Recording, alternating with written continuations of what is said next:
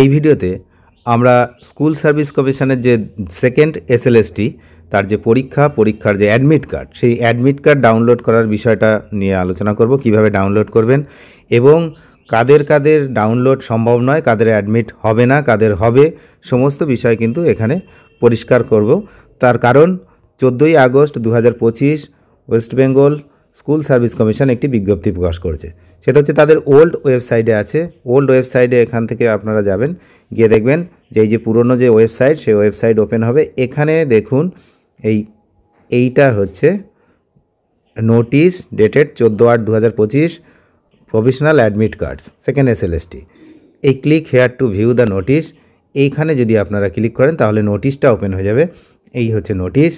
এই নোটিশের মেন যে বিষয়বস্তু সেটাই কিন্তু আমরা এই ভিডিওতে জানব।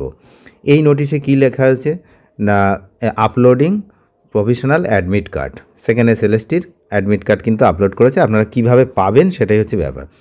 আপনাদেরকে এই ওয়েবসাইটে যেতে হবে westbengalssc.com এবং নিজেদের যে ড্যাশবোর্ড সেখানে কিন্তু আপনাদের লগ ইন করতে হবে। লগ ইন করে অ্যাডমিট কার্ডটা ডাউনলোড করতে পারবেন।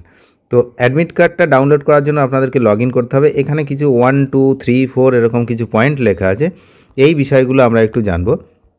এখানে হচ্ছে সবচেয়ে মেন বিষয় যে কিছু গুরুত্বপূর্ণ বিষয় কমিশন এখানে উল্লেখ করেছে যে অ্যাডমিট কার্ড ডাউনলোড করার আগে যারা পরীক্ষার্থী রয়েছে তাদের কী বিষয় জানতে হবে।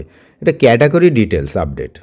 যে বিষয়টা লক্ষ্য করা গেছে যে কিছু পরীক্ষার্থী এখনও তাদের যে ক্যাটাগরি, কোন বিভাগ, কি ক্যাটাগরি, এসসি, এসটি, ওবিসি, এইগুলো কিন্তু ঠিকঠাকভাবে এডিট করেননি। তো কমিশনের বিজ্ঞপ্তি অনুসারে জেনারেল বিভাগ সহ সমস্ত পরীক্ষার্থীকেই অবশ্যই তাদের বিভাগের বিবরণ আপডেট করতে হবে। আর যে সকল পরীক্ষার্থী এই বিবরণ আপডেট করেনি তারা অ্যাডমিট কার্ড ডাউনলোড করতে পারবেন না। তাহলে প্রথম কেসটা হচ্ছে অ্যাডমিট কার্ড ডাউনলোড করতে পারবে না কারা, তারা হচ্ছে এখানে পরিষ্কার লেখা রয়েছে only after they update the category details, এই জায়গাটা লেখা আছে। তাহলে ক্যাটাগরি ডিটেলস আপডেট না করলে তারা পারবেন না। আর একটা কি না, আপডেটের পরেও যদি অ্যাডমিট কার্ড ডাউনলোড করতে যদি আপনারা না পারেন তাহলে বুঝবেন যে আপনার আবেদনপত্রটি বাতিল হয়ে গেছে।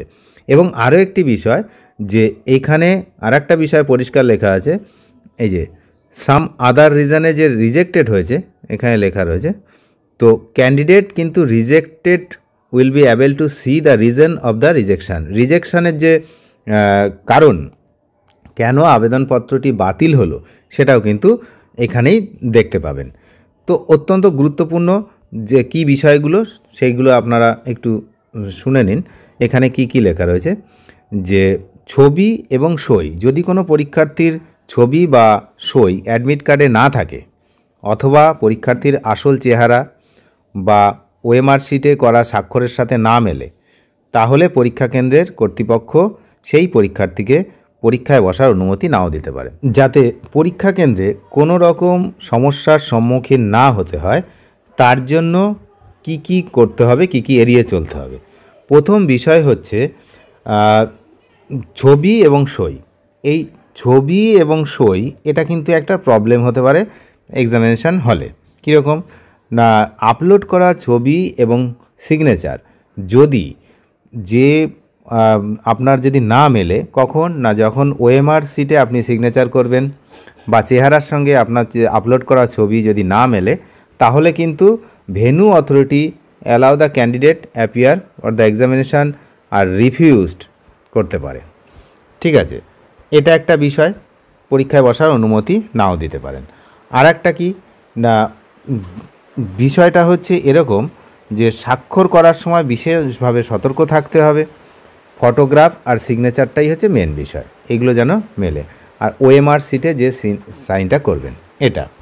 আর একটা গুরুত্বপূর্ণ বিষয় মনে রাখতে হবে যে আপলোড করা এই অ্যাডমিট কার্ড কিন্তু সম্পূর্ণ অস্থায়ী।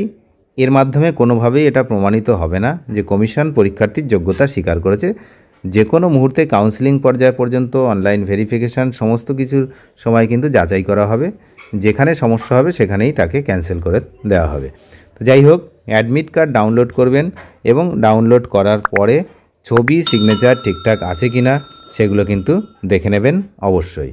অনেক ধন্যবাদ শেষ পর্যন্ত দেখার জন্য। চ্যানেলে নতুন হলে অবশ্যই চ্যানেলটিকে সাবস্ক্রাইব করে সঙ্গে থাকবেন। Thank you.